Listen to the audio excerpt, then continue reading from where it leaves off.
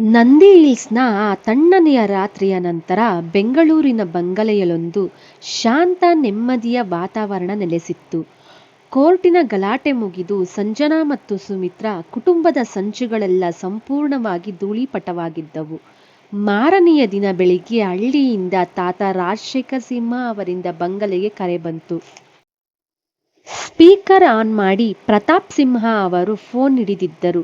ಪಕ್ಕದಲ್ಲೇ ವಿರಾಜ್ ಮತ್ತು ಅನನ್ಯ ಕುಳಿತಿದ್ದರು. ಪ್ರತಾಪ್: ರಿಸೆಪ್ಷನ್ ಮುಗಿಸ್ಕೊಂಡು ನಾವು ಊರಿಗೆ ಬಂದು 2 ದಿನ ಆಯ್ತು. ನಮ್ಮ ಹಳ್ಳಿ ಮನೆಯಲ್ಲಿ ಹೊಸ ಸೊಸೆ ಇನ್ನೂ ಕಾಲಿಟ್ಟಿಲ್ಲ. ಅಜ್ಜಿಗೆ ಅವಳ ಕೈಯಿಂದ ಮನೆ ದೇವ್ರಿಗೆ ಪೂಜೆ ಮಾಡಿಸ್ಬೇಕು ಅಂತ ಆಸೆ. ವಿರಾಜ್ ಮತ್ತು ಅನನ್ಯನ ತಕ್ಷಣ ನಮ್ಮೂರಿಗೆ ಊಟಕ್ಕೆ ಕಳಿಸು. ಅಂದು ಬೆಂಗಳೂರಿಗೆ ಬರೋಕ್ಕೆ ಆಗದೆ ಇಲ್ಲೇ ಉಳಿದುಕೊಂಡಿದ್ದ ನಿನ್ನ ತಮ್ಮ, ತಂಗಿ ಮತ್ತು ಅವರ ಮಕ್ಕಳು ಎಲ್ಲರೂ ಹೊಸ ಜೋಡಿಯನ್ನು ನೋಡೋಕ್ಕೆ ಕಾಯ್ತಿದ್ದಾರೆ.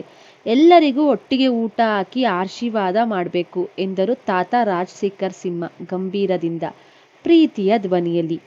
ವಿರಾಜ್ ಸಾಮಾನ್ಯವಾಗಿ ಇಂತಹ ದೊಡ್ಡ ಕೌಟುಂಬಿಕ ಕಾರ್ಯಕ್ರಮಗಳಿಂದ ದೂರವಿರುತ್ತಿದ್ದ. ಆದರೆ ಅವನ ಮನಸ್ಸೀಗ ಮೊದಲಿನಂತಿರಲಿಲ್ಲ. ಅಪ್ಪ, ಆಫೀಸ್ ಕೆಲಸಗಳನ್ನೆಲ್ಲ ಮೇಘನಾಗೆ ವಹಿಸಿ. ನಾನು ಅನನ್ಯ 1-2 ವಾರ ಹಳ್ಳಿಯಲ್ಲೇ ಇರ್ತೀವಿ. ನನಗೂ ಸ್ವಲ್ಪ ರಿಲ್ಯಾಕ್ಸ್ ಬೇಕು ಎಂದ ವಿರಾಜ್. ಪ್ರತಾಪ್ ಸಿಂಹ ಸಂತೋಷದಿಂದ ತಲೆ ಆಡಿಸಿದರು. ಅಡುಗೆ ಮನೆಯಿಂದ ಬಂದ ಮುದ್ದಣ್ಣ: ಯಜಮಾನರೇ, ನೀವು ಧೈರ್ಯವಾಗಿ ಹೋಗಿ ಬನ್ನಿ. ದೊಡ್ಡ ಯಜಮಾನರನ್ನು ನಾನು ಕಣ್ಣಲ್ಲಿ ಕಣ್ಣಿಟ್ಟು ಮಗನ ಥರ ನೋಡ್ಕೊಳ್ತೀನಿ. ಸಮಯಕ್ಕೆ ಸರಿಯಾಗಿ ಔಷಧಿ, ಊಟ ಎಲ್ಲ ಕೊಡ್ತೀನಿ ಎಂದು ಭರವಸೆ ನೀಡಿದರು. ಮರುದಿನ ಮುಂಜಾನೆ ವಿರಾಜ್ ಮತ್ತು ಅನನ್ಯ ಕಾರಿನಲ್ಲಿ ಹಳ್ಳಿಯತ್ತ ಹೊರಟರು. ಬೆಂಗಳೂರಿನ ಗದ್ದಲ ಬಿಟ್ಟು ಹಸಿರು ತೋಟಗಳು, ಕೆರೆ ಕಟ್ಟೆಗಳಿರುವ ಸುಂದರ ಮಲೆನಾಡಿನ ಹಳ್ಳಿಗೆ ಬಂದು ತಲುಪಿದರು. ಅದು ಹಳೆಯ ಕಾಲದ ವಿಶಾಲವಾದ ಕೆಂಪು ಹಂಚಿನ ದೊಡ್ಡ ತೊಟ್ಟಿ ಮನೆ. ಮನೆಯ ಮುಂದೆ ವಿಶಾಲವಾದ ಅಂಗಳ, ಸುತ್ತಲೂ ಅಡಿಕೆ, ತೆಂಗು ಮತ್ತು ಏಲಕ್ಕಿ ತೋಟಗಳ ಹಸಿರು ಕಂಗೊಳಿಸುತ್ತಿತ್ತು. ಕಾರು ಬಂದು ನಿಲ್ಲುತ್ತಿದ್ದಂತೆ ಮನೆಯೊಳಗಿಂದ ಇಡೀ ಕುಟುಂಬವೇ ನಗುಮುಖದಿಂದ ಹೊರಗೆ ಬಂತು. ತಾತ ರಾಜಶೇಖರ್ ಸಿಂಹ ಮತ್ತು ಅಜ್ಜಿ ಕೌಸಲ್ಯಾದೇವಿ ಮುಂಭಾಗದಲ್ಲಿ ನಿಂತಿದ್ದರು. ಅವರ ಹಿಂದೆಯೇ ನಿಂತಿದ್ದ ಇಡೀ ಕುಟುಂಬದ ಸದಸ್ಯರು ಹೊಸ ಜೋಡಿಯನ್ನು ಪ್ರೀತಿಯಿಂದ ಬರಮಾಡಿಕೊಳ್ಳಲು ಕಾಯುತ್ತಿದ್ದರು. ಪ್ರತಾಪ್ ಸಿಂಹ ಅವರ ತಮ್ಮ ವಿರಾಜ್ನ ಚಿಕ್ಕಪ್ಪ ಸೋಮಶೇಖರ್ ಮತ್ತು ಚಿಕ್ಕಮ್ಮ ಶಾರದಾ. ಸೋಮಶೇಖರ್ ಶಾರದಾ ದಂಪತಿಯ ಗಂಡು ಮಕ್ಕಳು ಉತ್ಸಾಹದ ಯುವಕರು ವರುಣ್ ಮತ್ತು ಚೇತನ್, ಹಾಗೂ ಕಾಲೇಜು ಓದುತ್ತಿರುವ ಮುದ್ದಿನ ಮಗಳು ಸ್ಪಂದನ. ಪ್ರತಾಪ್ ಸಿಂಹ ಅವರ ತಂಗಿ ವಿರಾಜ್ನ ಅತ್ತೆ ಗಿರಿಜಮ್ಮ ಮತ್ತು ಮಾವ ಶಂಕರಪ್ಪ. ಗಿರಿಜಮ್ಮ ಮತ್ತು ಶಂಕರಪ್ಪ ದಂಪತಿಯ ಮಗ ಪ್ರವೀಣ್, ಸೊಸೆ ಪಲ್ಲವಿ ಹಾಗೂ ಅವರ ಹಠಮಾರಿ ಮಗಳು ತನ್ವಿ.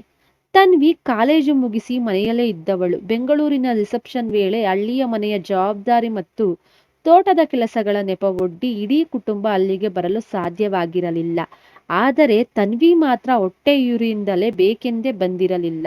ಅವಳಿಗೆ ಚಿಕ್ಕಂದಿನಿಂದಲೂ ವಿರಾಜ್ನನ್ನು ಮದುವೆಯಾಗಿ ಆ ದೊಡ್ಡ ನಗರದ ಬಂಗಲೆಯ ಒಡತಿಯಾಗಬೇಕು, ಕೋಟ್ಯಾಂತರ ಆಸ್ತಿಯ ಮೇಲೆ ಹಕ್ಕು ಚಲಾಯಿಸಬೇಕು ಎಂಬ ದುರಾಸೆ ಇತ್ತು.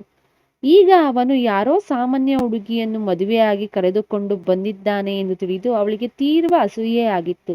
ಅನನ್ಯ ಕಾರಿನಿಂದ ಕೆಳಗಿಳಿದು ಅಜ್ಜಿ, ತಾತ ಹಾಗೂ ಚಿಕ್ಕಪ್ಪ, ಚಿಕ್ಕಮ್ಮ, ಅತ್ತೆ, ಮಾವ ಎಲ್ಲರ ಪಾದಗಳಿಗೂ ಭಕ್ತಿಯಿಂದ ನಮಸ್ಕರಿಸಿದಳು. ಬಾರಮ್ಮ, ನಮ್ಮ ಮನೆ ಮಹಾಲಕ್ಷ್ಮಿ ಎಂದು ಅಜ್ಜಿ ಕೌಸಲ್ಯಾದೇವಿ ಅವಳ ಹಣೆಗೆ ಕುಂಕುಮವಿಟ್ಟು ಆರತಿ ಬೆಳಗಿ ಒಳಗೆ ಕರೆದರು.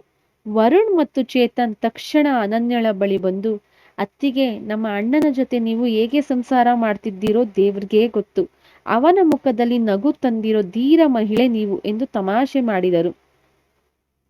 ಸ್ಪಂದನ ಮತ್ತು ಪಲ್ಲವಿ ಕೂಡ ಅನನ್ಯಳ ಕೈ ಹಿಡಿದು ಒಳಗೆ ಕರೆದೊಯ್ದರು. ಹಳ್ಳಿಯ ಮುಗ್ಧತೆ, ಎಲ್ಲರ ಮುಖದಲ್ಲಿದ್ದ ನೈಜ ಪ್ರೀತಿ ಅನನ್ಯಳ ಮನಸ್ಸಿಗೆ ಅಪಾರವಾದ ನೆಮ್ಮದಿಯನ್ನು ನೀಡಿತು. ಆದರೆ ಮೂಲೆಯ ಕಂಬದ ಮರೆಯಲ್ಲಿ ನಿಂತಿದ್ದ ತನ್ವಿ ಮಾತ್ರ ಅನನ್ಯಳನ್ನು ಕಂಡು ಅಸೂಯೆಯಿಂದ ಹಲ್ಲು ಕಡಿಯುತ್ತಿದ್ದಳು.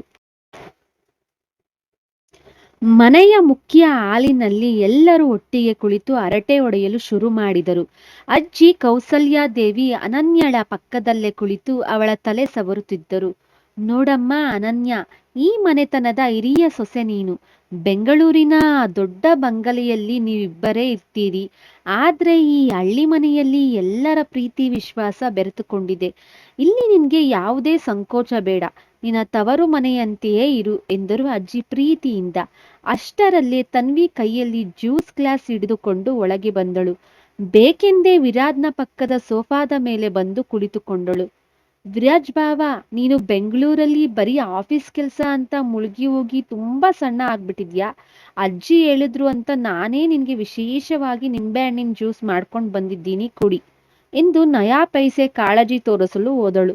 ವಿರಾಜ್ ತಣ್ಣಗೆ ಮುಖ ತಿರುಗಿಸಿ, ಬೇಡ ತನ್ವಿ, ನಾನೀಗ ತಾನೇ ದಾರಿಯಲ್ಲಿ ಎಳ್ನೀರ್ ಕುಡಿದು ಬಂದೆ, ನನ್ಗೇನು ಬೇಡ ಎಂದು ಗಡುಸಾಗಿ ಹೇಳಿದ. ವರುಣ್ ಮತ್ತು ಚೇತನ್ ಪಕ್ಕದಲ್ಲೇ ನಿಂತು ಒಬ್ಬರೊಬ್ಬರನ್ನು ನೋಡಿ ಮುಸಿ ಮುಸಿ ನಕ್ಕರು. ವರುಣ್ ಮೆಲ್ಲನೆ ಚೇತನ್ ಕಿವಿಯಲ್ಲಿ, ನೋಡ್ದ್ಯಾ ಗುರು, ನಮ್ಮ ತನ್ವಿ ಹಾಕಿದ ಗಾಳಕ್ಕೆ ಸಿಂಹ ಬಲಿಯಾಗಲೇ ಇಲ್ಲ ಎಂದ. ಮಧ್ಯಾಹ್ನದ ಊಟಕ್ಕೆ ಅಡುಗೆ ಮನೆಯಲ್ಲಿ ಸಡಗರವೋ ಸಡಗರ. ದೊಡ್ಡ ದೊಡ್ಡ ಹಿತ್ತಾಳೆ ಅಂಡೆಗಳಲ್ಲಿ ಬಿಸಿ ಬಿಸಿ ಸಾರು, ತಂಬುಳಿ, ಗಸಗಸೆ ಪಾಯಸ ಮತ್ತು ಹಳ್ಳಿಯ ಸಾಂಪ್ರದಾಯಿಕ ಕಡುಬು ಸಿದ್ಧವಾಗುತ್ತಿತ್ತು. ಅನನ್ಯ ಸುಮ್ಮನೆ ಕೂರದೆ ಸೀರೆಯ ಸೆರಗನ್ನು ಸೊಂಟಕ್ಕೆ ಸಿಕ್ಕಿಸಿಕೊಂಡು ಅತ್ತೆ ಗಿರಿಜಮ್ಮ ಮತ್ತು ಚಿಕ್ಕಮ್ಮ ಶಾರದ ಜೊತೆಗೆ ಅಡುಗೆಗೆ ಕೈ ಜೋಡಿಸಿದಳು. ಅವಳು ಇಟ್ಟು ನಾದಿ ಬಾಳೆ ಎಲೆಯಲ್ಲಿ ಕಡುಬು ತಟ್ಟುತ್ತಿದ್ದ ಕೈ ಚಳಕವನ್ನು ನೋಡಿ ಶಾರದ ಅಚ್ಚರಿಪಟ್ಟರು. ಅನನ್ಯ, ನಿನಗೆ ಈ ಹಳ್ಳಿ ತಿಂಡಿಗಳೆಲ್ಲ ಇಷ್ಟು ಚೆನ್ನಾಗಿ ಮಾಡಕ್ ಬರುತ್ತಾ? ನಾವು ನೀನು ಸಿಟಿ ಹುಡುಗಿ, ಅಡುಗೆ ಮನೆ ಕೆಲ್ಸ ಗೊತ್ತಿರಲ್ಲ ಅನ್ಕೊಂಡಿದ್ವಿ. ಅನನ್ಯ ಮುಗುಳ್ನಕ್ಕು, ಚಿಕ್ಕಮ್ಮ, ನಮ್ಮ ಹಳ್ಳಿಯಲ್ಲೂ ನಾವು ಹೀಗೆ ಮಾಡ್ತಿದ್ವಿ, ಅಮ್ಮ ಅಜ್ಜಿಯ ಜೊತೆ ಕಲಿತದ್ದು ಎಂದಳು ಸೌಮ್ಯವಾಗಿ. ಸ್ಪಂದನ ಮತ್ತು ಪಲ್ಲವಿ ಬಂದು ಅನನ್ಯಳ ಪಕ್ಕ ಕುಳಿತುಕೊಂಡು, ಅತ್ತಿಗೆ, ನೀವು ತುಂಬಾ ಸಿಂಪಲ್ ಮತ್ತು ಸ್ವೀಟ್, ಬೆಂಗಳೂರಿನ ನೀವು ಹೀಗೆ ಇರ್ತೀರಾ ಎಂದು ಹರಟೆ ಹೊಡೆಯಲು ಶುರು ಮಾಡಿದರು. ಕೆಲವೇ ನಿಮಿಷಗಳಲ್ಲಿ ಅನನ್ಯ ಅವರೆಲ್ಲರ ಪ್ರೀತಿಯ ಅತ್ತಿಗೆ ಆಗಿ ಬೆರೆತು ಹೋದಳು. ಊಟಕ್ಕೆ ಬಾಳೆಲೆ ಎಲೆಗಳನ್ನು ಸಾಲಾಗಿ ಹಾಸಲಾಯಿತು. ತಾತ, ರಾಜಶೇಖರ್ ಸಿಂಹ, ಸೋಮಶೇಖರ್, ಶಂಕರಪ್ಪ, ಪ್ರವೀಣ್, ವರುಣ್ ಮತ್ತು ಚೇತನ್ ಎಲ್ಲರೂ ಊಟಕ್ಕೆ ಕುಳಿತರು.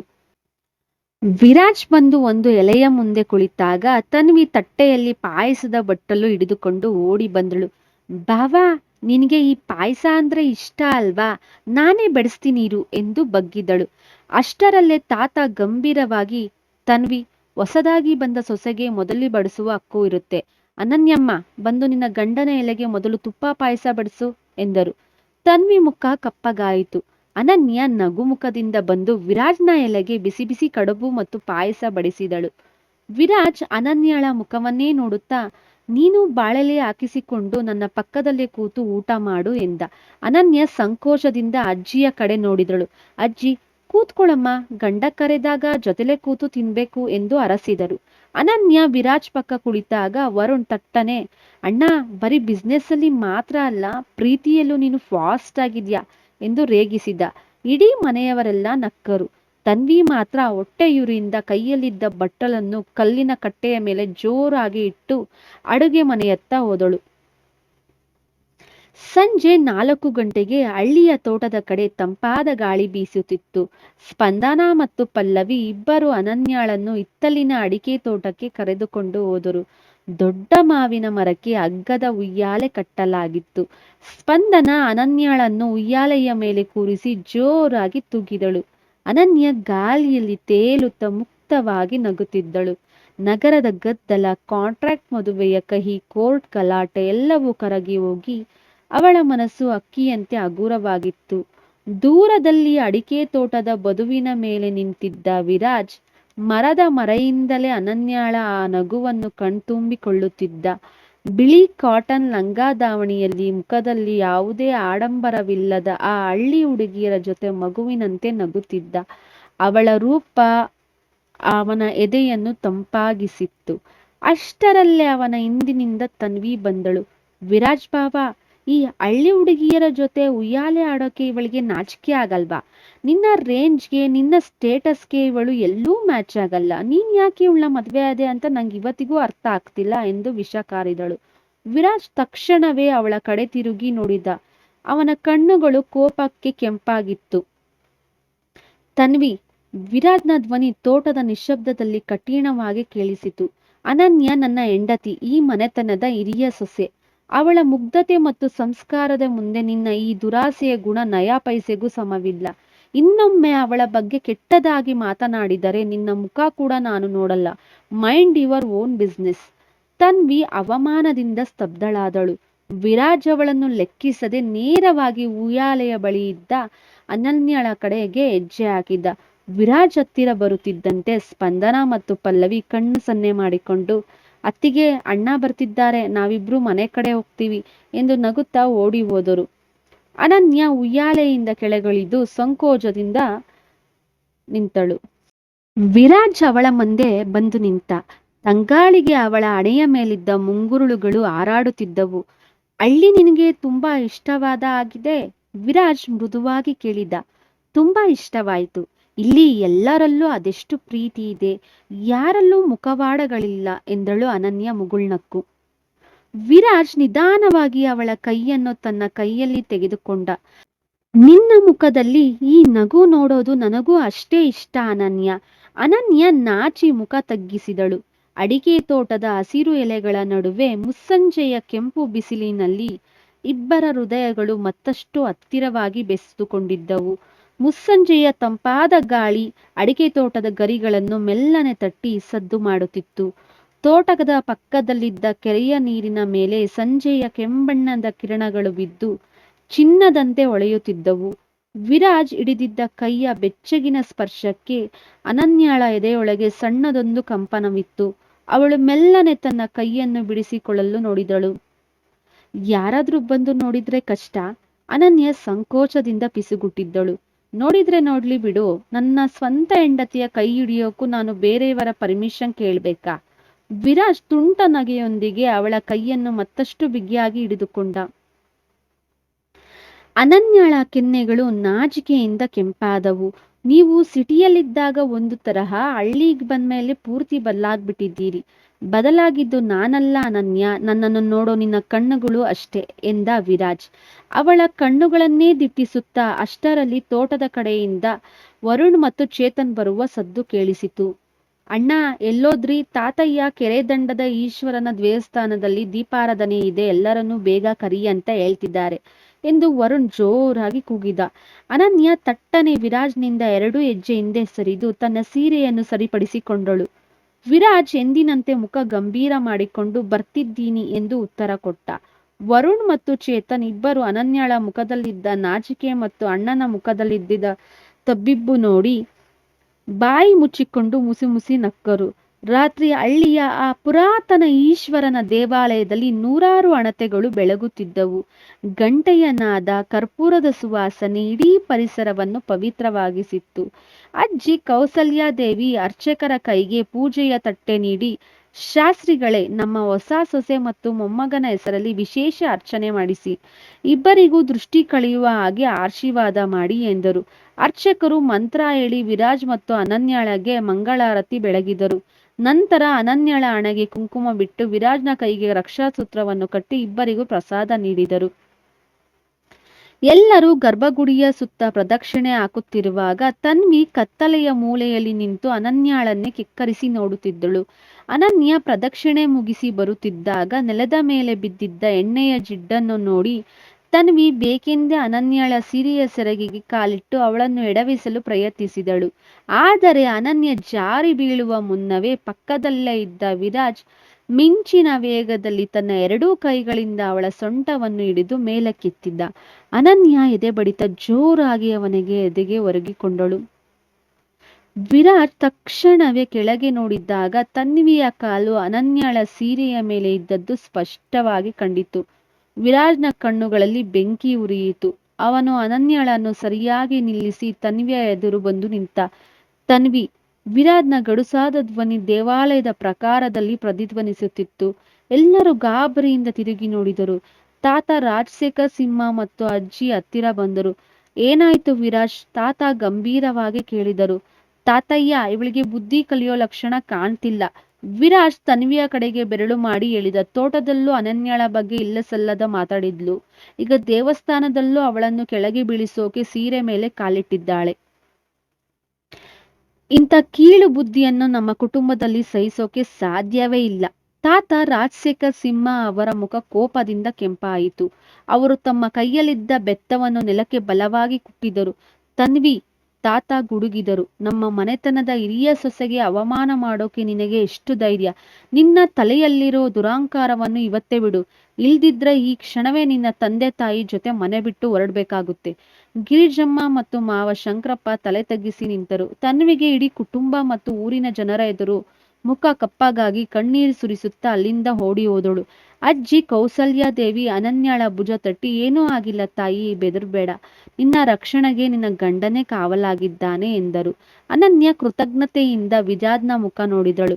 ವಿರಾಜ್ ಅವಳ ಕಣ್ಣೀರು ಒರೆಸುವಂತೆ ಮೆಲ್ಲನೆ ಸನ್ನೆ ಮಾಡಿ ಸಮಾಧಾನ ಪಡಿಸಿದ. ದೇವಸ್ಥಾನದಿಂದ ಮನೆಗೆ ಮರಳಿದಾಗ ರಾತ್ರಿ ಹೊತ್ತಾಗಿತ್ತು. ಹಳ್ಳಿಯ ಮನೆಯ ತಾರಸಿ ಮೇಲೆ ಬೆಣ್ಣೆಯಂತಹ ಬೆಳದಿಂಗಳು ಚೆಲ್ಲಿತ್ತು. ಸುತ್ತಲೂ ಕಪ್ಪೆಗಳ ಚಿಲಿಪಿಲಿ, ಮಲೆನಾಡಿನ ತಂಪಾದ ಗಾಳಿ. ಅನನ್ಯ ತಾರಸಿಯ ಮೇಲಿನ ಕಲ್ಲಿನ ಕಟ್ಟೆಯ ಮೇಲೆ ಕುಳಿತು ಆಕಾಶ ನೋಡುತ್ತಿದ್ದಳು.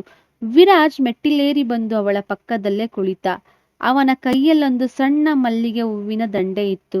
ಅವನು ಏನು ಮಾತನಾಡದೆ ನಿಧಾನವಾಗಿ ಆ ಮಲ್ಲಿಗೆ ಹೂವನ್ನು ಅನನ್ಯಳ ಮುಡಿಗೆ ಸಿಕ್ಕಿಸಿದ್ದ. ಅನನ್ಯ ಆಶ್ಚರ್ಯದಿಂದ ಅವನತ್ತ ನೋಡಿದಳು. ನೀವು ಹೂ ತಂದ್ರ? ದೇವಸ್ಥಾನದ ಹತ್ತಿರ ಒಬ್ಬ ಅಜ್ಜಿ ಮಾರ್ತಿದ್ರು. ನಿನ್ಗೆ ಮಲ್ಗೆ ಅಂದ್ರೆ ಇಷ್ಟ ಅಲ್ವಾ ಎಂದ ವಿರಾಜ್ ಸಹಜವಾಗಿ. ಅನನ್ಯಳ ಮುಖದಲ್ಲಿ ಚಂದಿರನ ಬೆಳಕಿಗಿಂತ ಸುಂದರವಾದ ನಗೆ ಅರಳಿತು. ತುಂಬಾ ಇಷ್ಟ. ವಿರಾಜ್ ಅವಳ ಕೈಯನ್ನು ಹಿಡಿದು ತನ್ನ ಎದೆಗೆಳೆದುಕೊಂಡ. ಅನನ್ಯ, ಇಷ್ಟು ದಿನ ನಿನಗೆ ನೋವು ಕೊಟ್ಟಿದ್ಕೆ, ನಿನ್ ಕಣ್ಣಲ್ಲಿ ಕಣ್ಣೀರು ತರಿಸಿದ್ದಕ್ಕೆ ನನ್ನನ್ನು ನಿಜವಾಗ್ಲೂ ಕ್ಷಮಿಸಿದ್ಯಾ? ಅನನ್ಯ ಅವನ ಕಣ್ಣಿಗಳನ್ನೇ ನೋಡುತ್ತಾ ಅವನ ಹೆಗಲ ಮೇಲೆ ನಿಧಾನವಾಗಿ ತಲೆ ಇಟ್ಟಳು. ನೋವೆಲ್ಲ ಈ ಹಳ್ಳಿಯ ಗಾಳಿಯಲ್ಲೇ ಕರಗಿ ಹೋಗಿದೆ. ಈಗ ನನಗೆ ಬೇಕಿರೋದು ಕೇವಲ ನಿಮ್ಮ ಈ ಜೊತೆ ಮಾತ್ರ ಎಂದಳು ಹೃದಯಾಂತರದಿಂದ. ಬೆಳದಿಂಗಳ ರಾತ್ರಿಯಲ್ಲಿ ಮಲ್ಲಿಗೆಯ ಸುವಾಸನೆಯ ನಡುವೆ ವಿರಾಜ್ ಅವಳ ಹಣೆಗೆ ಮತ್ತೊಮ್ಮೆ ಮೃದುವಾಗಿ ಮುತ್ತಿಟ್ಟ. ಇಬ್ಬರ ಪ್ರೇಮದ ಹೊಸ ಪಯಣ ಹಳ್ಳಿಯ ಹಸಿರಿನ ಮಡಿಲಲ್ಲಿ ಶಾಶ್ವತವಾದ ನೆಮ್ಮದಿಯ ಗೂಡನ್ನು ಕಟ್ಟಿತ್ತು.